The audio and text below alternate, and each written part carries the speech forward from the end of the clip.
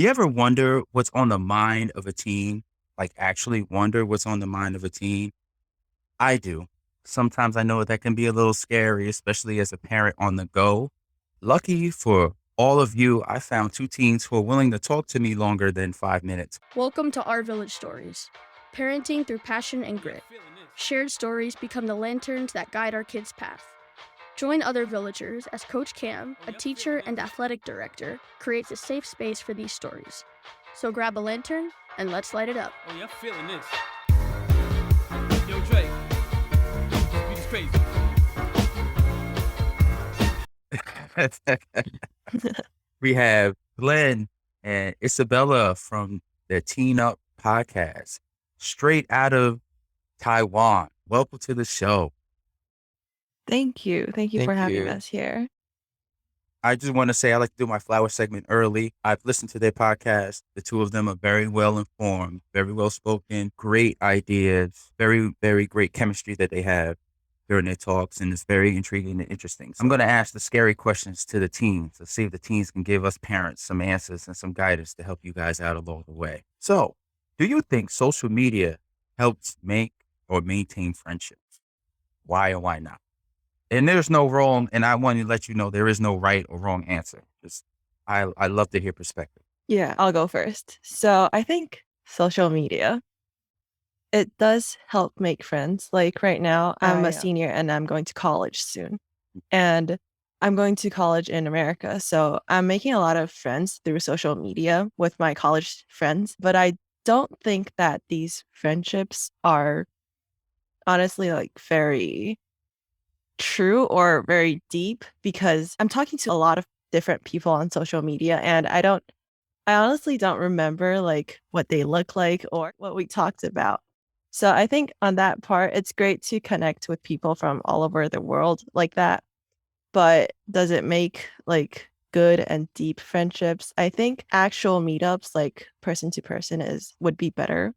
And the part about maintaining friendships, I think it does help. If we don't have social media, I don't think that we would like right now we would call anyone to do like a meetup or anything. Social media is there to help us know like how's other people's life doing, and we could like for Instagram example, we could reply to someone's stories. And I think that is super helpful when you want to maintain a friendship, even if it's like a elementary school friend. It's been a long time you haven't talked, but through replying like stories, I think that is not very awkward and it is a great way to catch up with each other.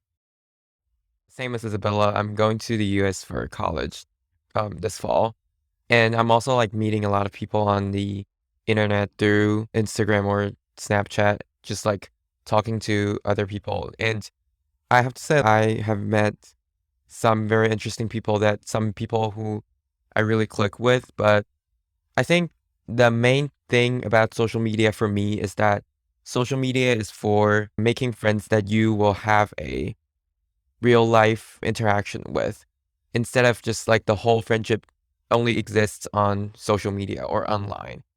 And I think it's very important that friendships or relationships in general, like with people, need to exist in the physical world because there are a lot of things that you cannot substitute online, like eye contact or some body language or stuff like that. And I think they are very important in terms of making friends or having a conversation with other people. And as for maintaining friendships, I would say it definitely helps. But if this is where I have a different opinion from Isabella, it's like Isabella was saying that how you can still connect with people in the past, like elementary school or something like that. But for me, I think those people, if you will not meet them anymore, say you'll only meet them maybe in 5 years, I don't really see a point of connecting with them or knowing what's happening in their life because they're not in your life anymore. And keeping up this type of relationship or like this type of friendship, I think it's very time consuming and it doesn't really make sense to me, at least, because you will not have a real world like meetup or something like that. Thank you And to both of you. Very strong answers. And I'm going to play in the middle as a teacher, right? I'm like the moderator, right? Middle. I agree with you both. The importance of eye contact, body language, using social media as a way to start the connection and not allow that to be the only connection is what I'm hearing from both of you. And also, sometimes you have some people in your life that you just want to check up on to see how they're doing and how things are going. For example, us older people use Facebook. Right? We have some high school friends that we may have lost touch with. We reconnect, and it's nice to see what they're doing in their lives, things like that. But on the flip side, I do agree with Glenn that there's a limit to how much of that should be doing. You can check in, shouldn't be, on your phone, like looking, oh, what they're doing now. What's the next move? What's the next move? What's the next move? And I think even though we need to check in on them to see how they're doing, I think there should be a time of, okay, I still have to continue with my life. It can't be my life when everyone else is doing. So I do both answers. I love both answers. And I actually have some students who feel the same way as well. What I want to ask you is what has been the most challenging part of your life, like after the pandemic as a teen? What's been the most challenging? The pandemic. We do have it different here in Taiwan. Like we experienced like the seriousness of the pandemic around last year where we went online for a little bit and then during the summer we couldn't really go out. And right now actually it's getting also a little bit serious. Like next week we're doing online school. I think most challenging part of my life right now, I wouldn't say about like maintaining friendships. I think like online school for me is really hard for me to focus, but I don't think that really matters now because we're ending our senior year soon. Next week is the last week. So, You have senioritis. Say it. I have senioritis. Uh-huh. yes, yes. I think the pandemic, like, I like going out sometimes. I don't go out like very often, but I don't like how I have to actually think about where I'm going because there might be too many people or I can't go on public transportations and stuff like that. Yeah. For me, the pandemic, I know it's like a very privileged thing to say. It has never been like a very challenging part of our life. And I think that's because we were very lucky that our country controlled it great. Mhm. But as for now, what I'm thinking a lot is what's going to happen this fall or in the future. And it's not necessarily like the most challenging part of my life, like right now, because it's not happening yet. It's just not the sense of not being sure what's going to happen in the future because we are both moving to a new country and we do not know anyone there and everything's going to be different and starting a new life at the same time and just learning to be an adult at the same time. Like it's nerve-wracking. And yeah, I think that's like the most challenging part for me now. I agree. Yeah. You know what? I appreciate that both of you stated that it wasn't really, you didn't really feel it as much because you felt like your country handled it correct. And I appreciate that because over here, I'm gonna be honest, was a mess. What do you think makes your generation unique? I want to hear your take on it. Unique from, let's say, my generation, or even a group like a few years younger than you. What makes your generation unique? I would like to, this is like how TikTok makes it. Oh my gosh, TikTok, yes. TikTok makes it feel like Gen Z is just like a lot of mental health issues, children or kids. But I think it's not like it's a bad thing because, like, for our generation, our parents are more, I would say, more hardcore, at least for my parents. A lot of people, my parents' age in Taiwan, they had to build their own business or start from a very low status in society and they had to work their own way up in society. So they're definitely going to be a little bit more hardcore on their children. Like my parents always tell me to uh, work hard and don't be lazy and make sure that I do the work that I'm supposed to and don't take like the easy route or anything like that. But I think this kind of, it does make our generation a little bit feeling a little bit misunderstood because our parents don't know what we're going through and they would sometimes say that our generation has it easier than they did. I do think that is true, but a lot of mental health issues I think could said to be like have stemmed from technology because of like cyberbullying or stuff like that. and too much time spent on TikTok for sure. TikTok is a very toxic platform, but it also could be very fun at the same time. Yeah, I think all of these added together, it makes us who we are. For me, I'm also thinking about like the internet in general. I think for us, we don't really have the internet when we were super young, maybe before we were 12 or something like that. The internet just grows exponentially after that in the recent years. Like Instagram popped up, and then we have like TikTok, and YouTube also grew a ton because it used to be just like a platform where people share videos. So like maybe my dad will like show me a funny video or something like that. And now YouTube, there are like a lot of YouTubers, people making content like, well, like us. And I think we didn't have that when we were like younger. But for people who are younger than us, they have this probably since they have memory. And I'm not sure what that's going to do to them because they're using TikTok since they have like memory, since they can actually choose something for themselves. And I think where we're at right now is interesting intersection where when we were like very young, we did not have an Instagram or like YouTube, but now we're in like our 20s, and not now, but like when we're in our 20s, we will have all of these technologies. And this is what I think makes us different like from other generations, because we grew up with the internet. We grew up as the internet grew. So I think that's like the most interesting thing. How do you feel after consuming information in 7 seconds and then right after consuming another piece of information in 7 seconds without really having time to process it? It's just there. So for me, because I'm a little different and I acknowledge that, I don't really use any social media. I actually quit Instagram last year Mm-hmm. because I think it's taking too much of my time. I'm basically on it all the time.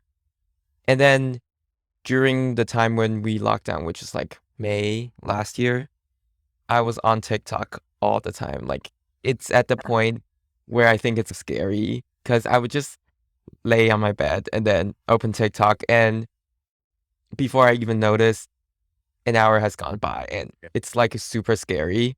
I would just spend the whole afternoon looking at TikTok. So I just deleted the app. And I think for what you're saying, how do we feel after consuming information after 7 seconds in it, and that next thing just come? I think it really doesn't leave time for people to think about things. And I would like, me personally, I would prefer to learn things or consume information in longer forms, say movies or books. That's what I prefer for now. And I think social media and their algorithms, like they're really toxic, but sometimes they're also really fun. So for me, it's like when I want to use it, I would like download the app and use it for a day and then delete it. Yeah, I know I can contain it.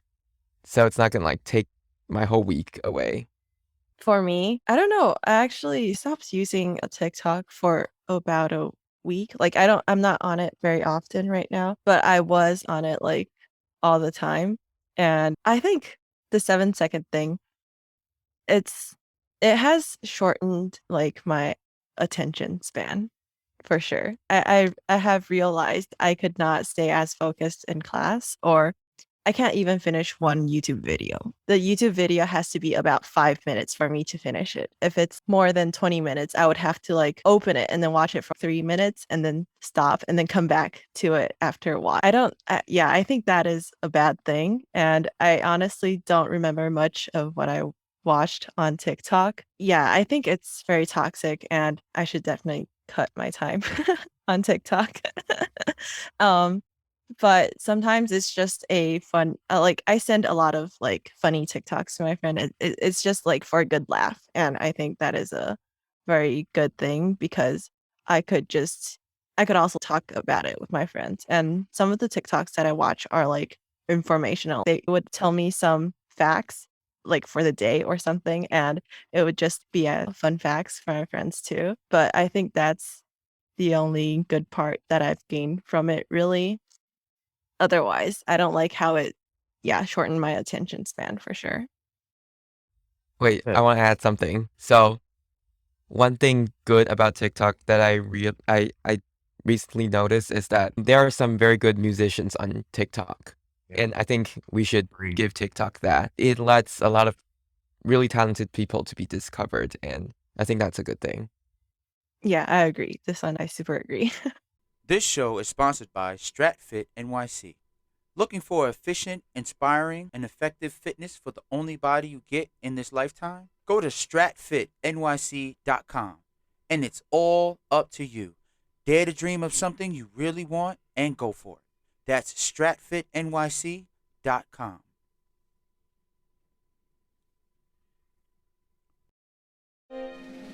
Leadership, the final frontier. These are the voyages of the Starfleet Leadership Academy. Its ongoing mission to develop leaders through Star Trek, to boldly go where no podcast has gone before. A Star Trek podcast told through the lens of leadership development. Subscribe today. The Starfleet Leadership Academy. Okay. What is something you wish adults understood about kids or teens today? I think for me is that adults need to know that we can do more than they think, I think, like in general. Maybe it's like a culture thing, because I think in our culture, they tend to set a path for everyone to go through instead of letting us explore our own path. It does not necessarily apply to my parents, very likely. But I think the way our school works, it's that they set a path for everyone, and they do not give us any freedom to explore different things. And I think that's a very sad thing, because one thing that I think is very important is for us to learn responsibility. And I think what the school or like the whole system is doing is not letting us to learn responsibility enough, because they are doing everything for us. They're planning out our time. I think it's very important to just let us know the consequences. Let us know that actions leads to consequences, and we need to be able to handle the consequences ourselves, or think before we act. And I think that should be like the biggest lesson the school teach us, or just because it's very important in life, and it applies to any stage in life, in my opinion.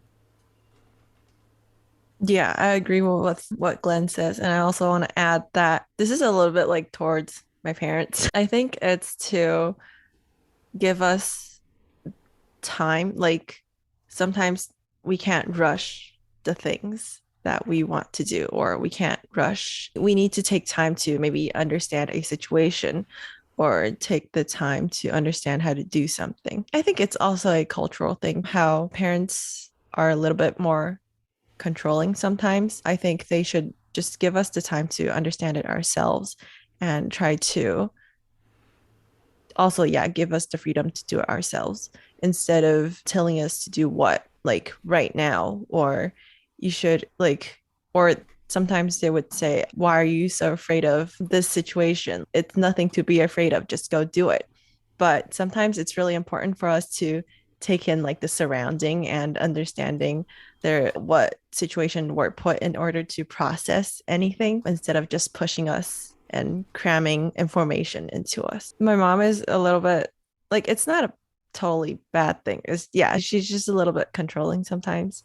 And I think be able to give me the freedom and time to do the things that I want. But it's not like I'm saying she stops me from anything that I want. It's just I have to go through a lot of persuasion, a lot of conversations to be able to reach the point that we both are in agreement. And I think that also maybe it's also a cultural thing. Like they're a little bit like more traditional. It's hard for them to sometimes accept our point of views, or they would think that we're not mature enough because of the way we act or the way we think.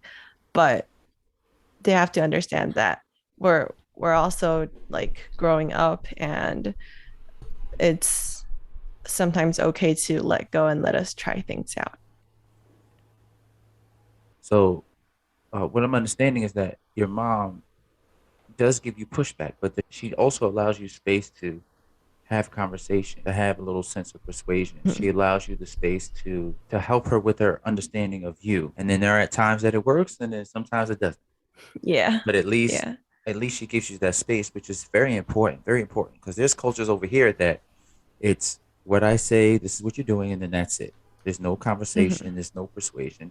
And in that process, you've worked on your communication skills, right?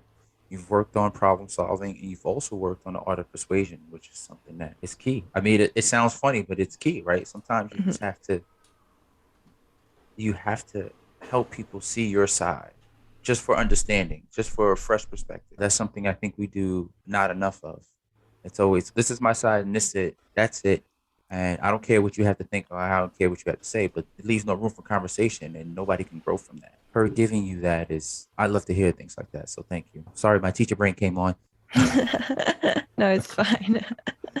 Okay, Glenn, what you got for me? It's gonna sound a bit weird. I think for me, okay with anything, because at least like at this point in my life, I'm just thinking that everything will work out for the best.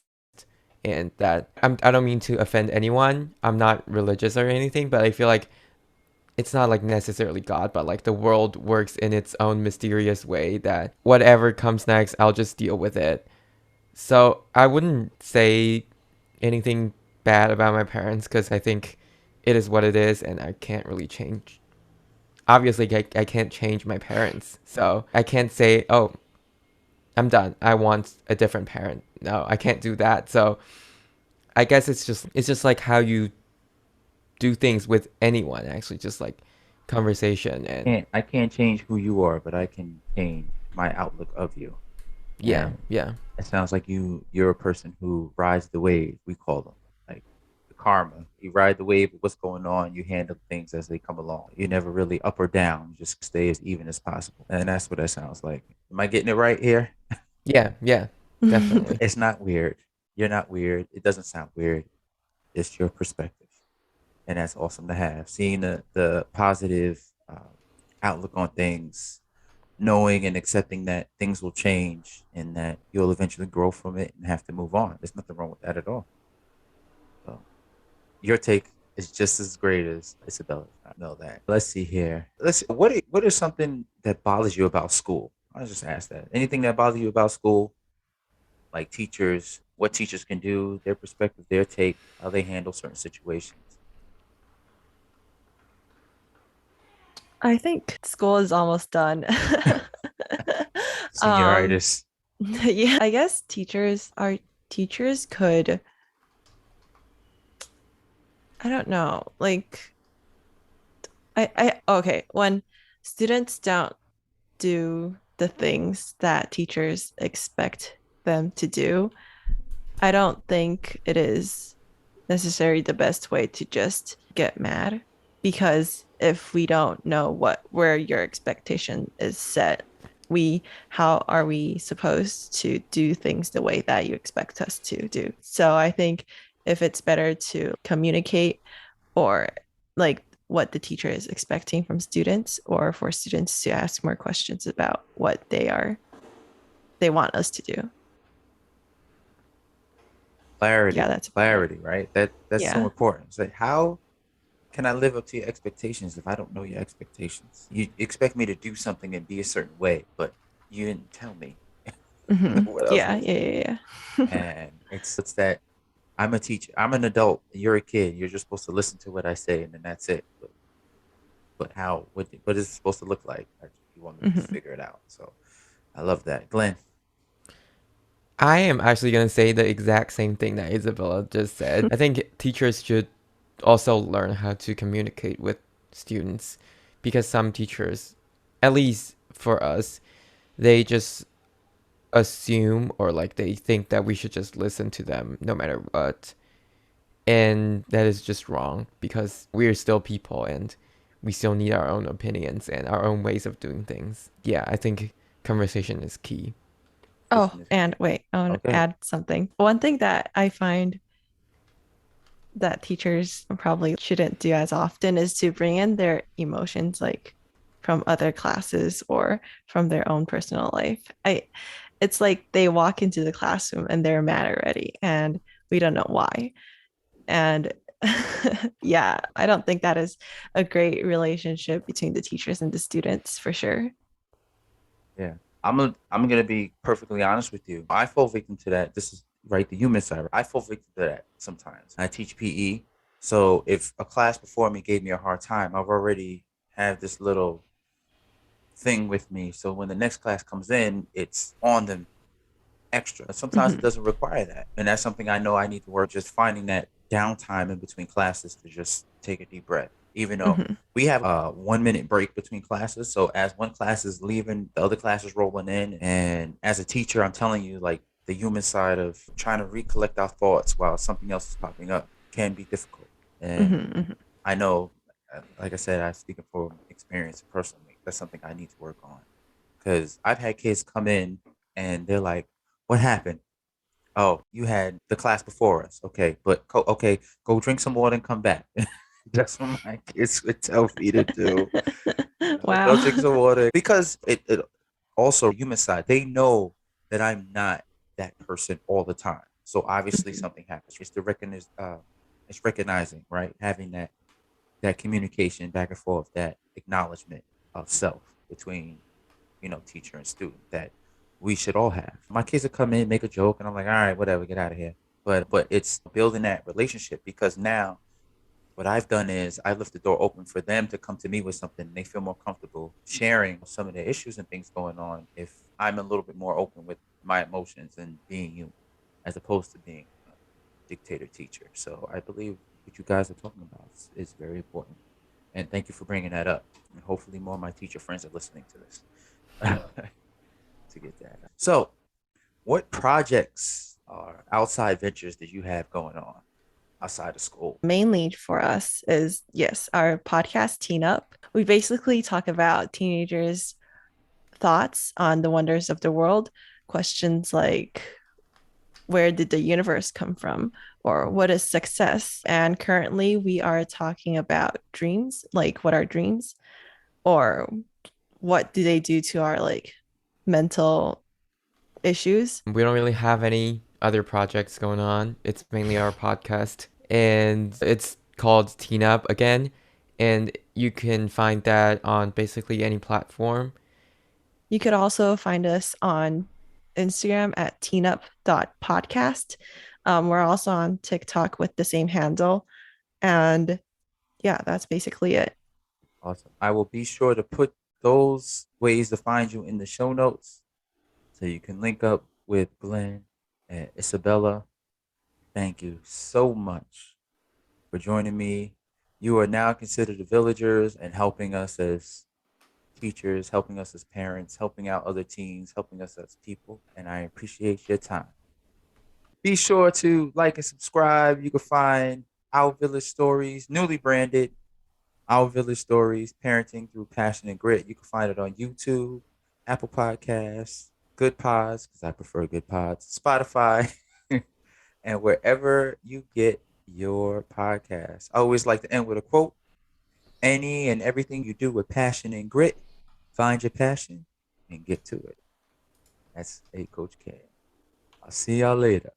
Peace.